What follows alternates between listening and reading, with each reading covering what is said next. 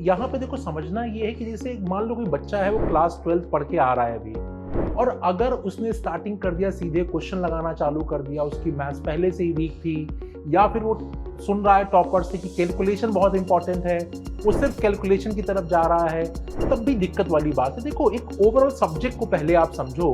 अगर मैं मैथ्स को पूरा डिवाइड करूँ तो हम 3 पार्ट में बांट सकते हैं। सबसे पहला है, मैथ्स एक लैंग्वेज है, जिसमें कि जैसे मान लो कई बार हमसे कह रहा होता है कि x y से 5 गुना ज्यादा है। अब ये एक लैंग्वेज है, अगर आपको ये लैंग्वेज समझ में आ गई तो आप इस क्वेश्चन को सॉल्व कर पाओगे, वरना आप कर ही नहीं पाओगे। यहाँ कैलकुलेशन नहीं, एक लैंग्वेज। तो मैं मानता हूँ कि मैथ्स एक लैंग्वेज है, प्लस कैलकुलेशन होता है उसमें, प्लस कुछ ऐसे क्वेश्चन होते हैं जो प्रैक्टिस बेस्ड होते हैं।